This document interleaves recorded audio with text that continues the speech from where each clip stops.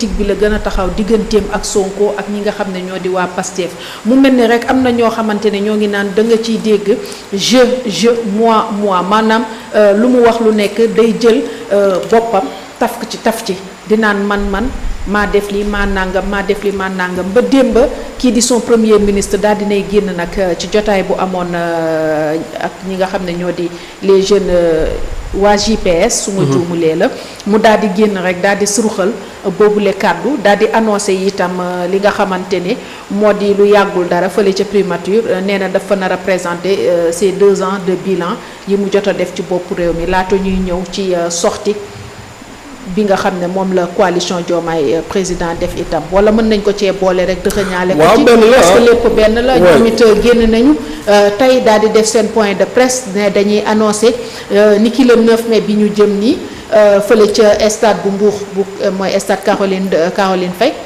ñoom it seen kii di le président dafa nar a présenté li nga xamante ne moo di bilan wu 2 ans wam waaw ci bopp réew mi non xam nga d'abord ci jeu boobu. moom looy reetaan. non dara xam ne dañoo li Abdou Nguer di wax naan dañoo jàpp ci loxo kuy conc kuy daw. wallaay jàpp nañ ci conc kuy daw. dama xam ne réew mi ak fi mu toll. ñuy am ay président premier ministre gouvernement yu nga xamante ni ci xeexu politique lañ nekk te ñu war a mën a régler le problème du pays. C'est un problème. C'est-à-dire d'abord ci jeu bi. loolu c'est le propre du pastéfien en fait. Le pastéfien il est toujours comme ça man maa fi def lii maa fi wax lii maa dem fii Ousmane Sonko loolu la leen nàmpatal Ousmane Sonko samay militant. pourtant bañ dàq na ko démb de nee na démb je moi. bokkul ci waaw bokkul ci biir Pastef. mais wax na ba ne sama jeunesse bi sama jeunes yi. ci biir wax ji donc il ne s'en est même pas rendu compte. doyen yaa ko dégg. waaw dégluwaat ko. man bu ma loolu oui yéen du ngeen ko dimbali ngir est-ce que de lapsus. non xoolal déclaration Ousmane Sonko yëpp man sama kese ngay dégg. tout à fait. waaw léegi yow durant 10 ans. man kese maa fi bind livre man samay loxo dafa kii man maa fi nekk koo xamante ne def na 15 ans wala 10 ans sàccuma alalu réew mi man maa fi njëkk a wax lii man maa fi def lii maa fi wane lii non maa maîtriser lii maa fi la Ousmane Sonko 10 ans wax ñu kii benn yoon la génn wax ko ñu bëgg ko attaqué c'est un pastéfien noonu rek la mën a mel. nit kat saa waay li nga namp loolu ngay gàll. waaw alors léegi loolu ñoomi neen la. mën a ñoomi neen la loolu benn la ñaareel ba mooy le bilan qu'il veut présenter. oui. c'est quel bilan nee na ce sera le bilan de Pastef loolu la wax nee na on va présenter nos bilans de 2 ans à la tête de la primature et ce bilan ce sera le bilan de Pastef le bilan de Pastef. Abdourahmane Diouf n'est pas de Pastef Serigne Gueye Diop n'est pas de Pastef. Yacine Fall il est Pastef. Yacine Pastef. Déthié Fall n'est pas de Pastef. C'est-à-dire il y a beaucoup de ministres qui ne sont pas de Pastef. D'ailleurs moom rek le président Diomaye keroog gërëm le reste yëpp da leen a xaxar. waaw il n'y a vraiment pas lieu de faire un bilan de Pastef. Il n'y a pas seulement que Pastef au gouvernement. Oui, c'est le bilan du gouvernement Diomaye de la République du Sénégal. Oui. Au-delà des personnes. Et ce bilan-là avec Pastef nag c'est toujours les premières fois pour la première fois dans l'histoire politique du Sénégal ci li ma fekkee ak ci li ma jàng qu'un premier ministre war a def bilan ñaari at yu mu def à la tête de la primature tu veux faire le bilan du gouvernement léegi bilan Abdourahmane Diouf foo koy dugal ci sa bilan wala ban bilan du ca bokk daf ca war a bokk donc ça doit être le bilan du gouvernement et ce bilan là yow tu as l'Assemblée nationale tu as le gouvernement face à la presse lan lay jëriñ waaye yéen gisoo leen assemblée nationale bi di auditer ay ministres. fan yii nii. loolu pour lan la pour faire leur bilan wala non di leen déglu pour ñu wax seen projet yi et c'est pour faire le bilan. gouvernement face à la presse yi ñuy def nii du pour faire le bilan. bien sûr Sonko il croit qu'il est le prince héritier du royaume du Sénégal. il se croit le plus important du pays en fait. Sonko dafa yaakaar ne moom moo nekk au centre de gravité des choses. Il ne maîtrise rien. Sonko mooy le premier ministre le plus nul de l'histoire politique du Sénégal. ci 2 ans lañ gis ci 2 ans Ousmane Sonko ñu wàccee suñuy note ba CAA-1 ci la ñu gis ci bilan Ousmane Sonko ñaari at amuñu financement FMI pendant que des pays dirigés par des putschistes ñu ngi am ay financement Mauritanie gii barki Demba Ndiaye la débloqué financement. C'est la première fois dans l'histoire politique du Sénégal ci li ma jàng ak ci li ma fekkee. que ñu bloqué suñuy financement pour défaut de paiement même en 80 d'évaluation c'était en 94. 93. waaw 93 94 94 même d'évaluation bi mu am dunduñu woon cette situation économique morose là. parce que c'était consensuel aussi d'évaluation. waaw léegi ban bilan la ñu Sonko di présenter ban bilan la ñuy présenter waa coalition Diomaye moom man dama xamul lu leen Diomaye di doyee coalition boo xamante ne ci réaction rek lañ nekk ci réaction coalition présidentielle ci réaction rek lañ nekk. mais nañ génn ci réaction yi di def action. Mimi yëkkati na kàddu démb fële ca Pikine de. Mimi saay bu dama ne Mimi. ci ñoom Mimi sax moo nekk noonu xoolal Mimi bi mu jiitee la coalition Benno Bokk Yaakaar ci réaction la nekkoon bu Ousmane Sonko waxee tey ci ngoor mu génn tontu Mimi loolu la mën. c'est la même chose qui continue. oui coalition présidentielle dafa war a jël ay action moom moo war a def ay action waa Pastef di def réaction. kon mën nañu mais waa Pastef ñooy action ñoom ñu réaction. mën nañu tënk li cas de figure bi ñu nekk mooy dañoo xamatul sax kan moo nekk au pouvoir ak kan moo nekkatul au pouvoir. merci beaucoup. donc cette coalition là. idée bi fan la war a mën a jóge li Sonko annoncé ne dafay def li nga xam ne moo di bilan de ces 2 ans moo waral waa coalition Diomaye. ñoom tey lañu wax dañuy def bilan bi. ñoom bu ko Sonko waxul woon waaw bu ko Sonko waxul woon démb duñ ko wax. c'est-à-dire cette coalition là. wallahi bu ci Diomaye yaakaaree pour xeex ak Pastef mu ngi dóor loxoom ci ëkk. coalition bi matul dara mënul dara coalition bi wala coalition bi kuy président bi. superviseur général la am. c'est tel qui fait office de président léegi ñoom lan la ñuy xaar pour structurer la coalition. loolu tamit ma nga ci. c'est un problème. Diomaye politiquement il n'est pas assis pareegul pour xeex. gis nga bu xeexee Ousmane Sonko ci conséquences yi Ousmane Sonko da koy dëggati. donc cette coalition doit savoir que ñoom ñoo yore réew mi. waruñu nekk ci réaction. donc ñoom ñoo war a actionner su ko defee Pastef ñëw léegi imaginer coalition bi Pastef di actionner ñoom ñu réactionner waaye léegi bu opposition bi yeewoo fu ñu jëm. Abdourahmane Diouf waxul li ngay wax de nee na maslaa amatu fi. maslaa amatu fi. mais c'est vrai de moom samp na moom. non xam naa ne maslaa amatu fi mais dama ne la xeex bi. ñii ñoo nekk ci kanam ñoom ñu nekk ci ginnaaw maanaam ñii ñoo dóor ñoom ñuy fayu te ñoom ñoo war a dóor ñoo di fayu. normalement. ñoom ñoo yor yat wan ni cas de figure bi ñu nekk dafa jaxasoo. dégg nga ñoom ñoo yor yat bi. waaw yow yaa ngi yor yat di xeex. mais boo te ragal a dóor nag. loolooy problème bi ki yor loxoy neen moom mooy mbéj yow mooy doo ngay fayu te booy fayu sax doo yor yat bi. sa benn baaraam ngay fayoo. c'est un problème. liggéey fàtte nga ni. am nga yeneen adversaires yuy nelaw yu yeewoogul. il a des adversaires yu yeewoogul parce que l'opposition là qui est en train de dormir. bu réveillé woo fekk Pastef ñëw à l'opposition mais Diomaye fu muy jëlee pression boobu noonu yëpp man damay ragal Diomaye xëy rek bàyyi ñu nguur gi daw. ndax la. waa xam ne.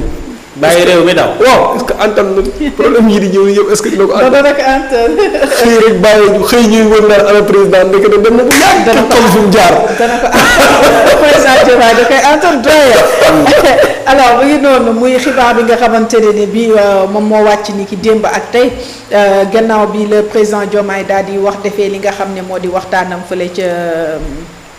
Palais Sonko nag génn na daal di ne je maanaam mën a bokkul ci li nga xam ne moo di Pastef annoncé na li nga xam ne moo di ab bilan goo xamante ne da ko nar a def ñeel 2 ans yi mu jot a def ci boppu nguur gi fële ca primature tey ñu jotaat xibaar ci yoor gi ñii di waa coalition Diomaye woote ab jotaay daal di annoncé ñoom it le 9 mai ne kii di le président Diomaye dana ñëw fële ca stade Caroline Faye bu Mbour te bu boobaa dinañu xam ne lépp dëgg la.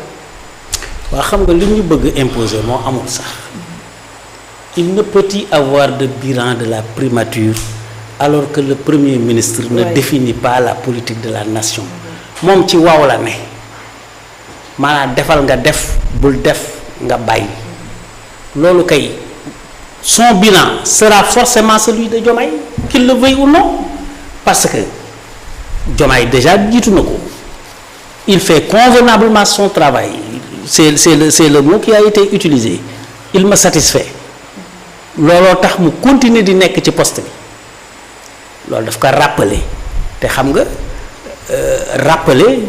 rappeler ci yar la bokk xam nga xale yi bu ñu nekkee ci kër gi di def bruit nga bëgg nelaw mu të da ngay génne yar bi wala yar bi wan leen ko xam nga boo leen ko wanee boo duggaatee rek yow da ngay mën a nelaw kon le fait que mu du sama bos ba nekk kër ga de ma gën a yar lay gën a terrible. xam nga le fait que mu rappeler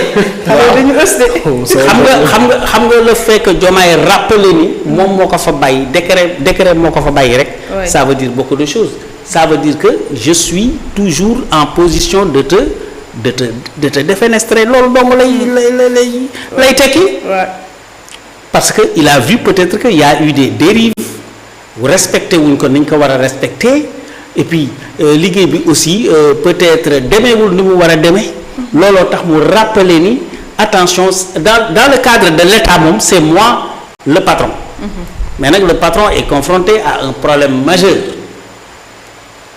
Ousmane Sonko mënuñu ko considérer comme un premier ministre comme un autre c'est-à-dire il n'est pas un premier ministre ordinaire il est le premier ministre boo xamante ni bii c'est lui qui a désigné le président bu fekkee du loolu moo ko fal aussi loolu en tout cas bokk na ci li ko pesé na bu baax a baax ci li ko gañaloo sax waaw boo ko gañaloo ay maire fal ay ministre am 130 députés de toute l'histoire yaa ngi doon wax naan c'est la première fois yi moom dafa bare ci Pastef c'est la première fois de l'histoire politique de notre Sénégal que ñu am 130 députés un seul parti sans coalition dem am 130 députés sur un total de 165 ça veut dire que loolu c'est une razzia maanaam ay miet rek nga fa bàyyil opposition bi ñu seddoo mais kooku mënoo xëy ce n'est pas un premier ministre ordinaire ci calcul boobu nag la Diomaye nekk comment se débarrasser de lui sans casse foofu nag la problème bi nag kële tamit dafay takk bool yi bu baax ci yaram bi pour que xam na ni comme yaa ngi koy waaj a dàq mais boo ko dàqee il va te faire goûter à un piment boo xamante ni bi nga juddoo ba léegi mosoo lekk kaani gu du toll ci loolu la ñu ne jeu de dupe bi kenn du ci gagné le Sénégal a perdu sur toute la ligne degré notation yi ni mu takarnaase yépp di dégringolade mosu fi am l'économie est à terre loolu moom il suffit nga làmb sa poche pour nga xam ko léegi li ci des mooy ñun nous serons obligés d'attendre 2029 pour mettre fin à cette parenthèse te fii ba booba nag beaucoup d'eau va couler sous les ponts tabaski baa ngi jub si xol yi deexul xar yi kenn du laal Mali naruta ñëw actuellement nii su fekkoon gouvernement bi vraiment jublu na ci askan wi war na mën a xool en cas de rupture jógee Mali Mauritanie ndax dina mën a yokk loxoom déjà waroon nañu am ay kii rogatoire amoon waroon na am ay délégation yu fi bàyyee ko dem Nouakchott vice versa est-ce que Gambie dina mën a yokk loxoom est-ce que Guinée-Bissau dina mën a yokk loxoom est-ce que ñoo ñëpp bu ñu yokkee seen loxo est-ce que dina combler gap bi doon jógee Mali dañuy gouverner c'est prévoir bu fekkee yooyu yëpp mënul nekk fan la ñu war a mën a jëlee loolu yooyu yëpp loolu mooy les actes quotidiens de gouvernance mais nekkuñu ci loolu ak yeneen nekkuñu ci yooyu ñaata reliquat moo fi nekk tout le front social est en ébullition santé transport jàngalekat yi même ci biir réglage bi sax dëgg ci sentir benn rivalité. bu kii recevoir transporteur bi régler ko que le recevoir enseignant yi jëm ko régler. parce que toujours il faut que les deux têtes de l'exécutif kenn ku nekk wan sa morom ni que li nga fiy jëriñ laa fiy jëriñ. alors que en temps normal le premier ministre est sous l'autorité du président de la République. Mais donc qu'est-ce qui fait que le Sénégal ne peut pas se débloquer sax laay wax. waxatu ba se développer. Oui. Comment faire pour que le Sénégal se développe ñun foofu la ñu toll. amaguñu nag solution parce que pour ñu am solution il faut ñu am une opposition bu taxaw te loolu yeggaguñ fa parce que en général il faut élection jege si. pour que les figures commencent à se dégager.